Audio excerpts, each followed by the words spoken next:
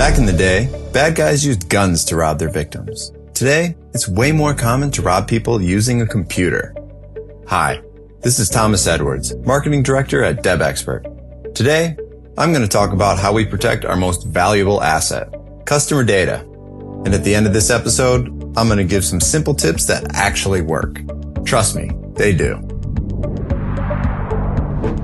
If you think all cyber criminals are very smart, you're wrong.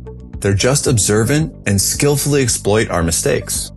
According to Splash Data, a provider of cybersecurity applications, the most popular password in the world is 123456. No one makes us use such passwords. This is our choice. That password didn't work? Well, let's try entering your name and birth year, or a dog's name, or just 5 ones. Sooner or later, you're going to crack the code. If cybercriminals go to great lengths to crack the email password of an ordinary person, imagine how interested they are in what's stored in corporate servers. They store terabytes of data, promising millions of dollars of easy money. That's why data protection is very important for any online service. When selling a debt portfolio, the most valuable information is, of course, an electronic portfolio containing debtors' data.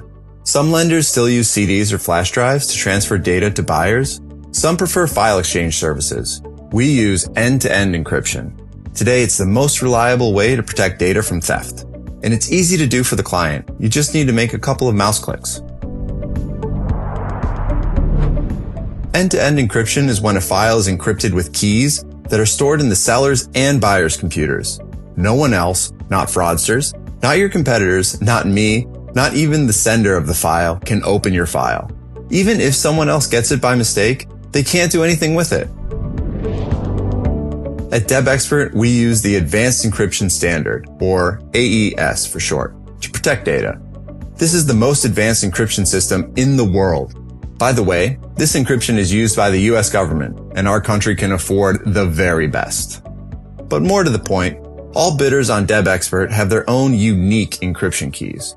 These keys are either public, meaning they can only encrypt a file, or private, meaning, as you may have guessed, they can only open a file. When sending any file, the system encrypts it with the recipient's public key, and only the recipient can open it, but not with the public key. Instead, they use the private one, which is stored on their computer. Here we come to the main question. Can we trust AES? As I said, AES algorithms are used by our government. In addition, AES has been approved by the U.S. National Security Agency, or NSA, as a standard for the encryption of highly sensitive information. It's already been calculated that to crack AES keys, you need to have several supercomputers and dozens of years of time. Hardly any criminals have such capabilities. And now, as I promised, some tips. First, never store valuable data on public file sharing or hosting websites.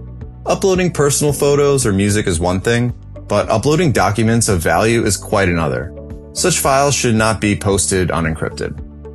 Second, sending data via email does not guarantee security either. It takes only a couple of minutes for professionals to crack email accounts protected by a simple password. But even more complex passwords do not guarantee complete protection, especially if your email address is linked to social media accounts. Third, if you still transfer data on disks or flash drives, at least protect them with standard encryption systems. Of course, this won't pose any problems for professionals, but it will at least keep your data out of the public domain if, say, you forget your flash drive in a bar on a Friday night. That's all for today.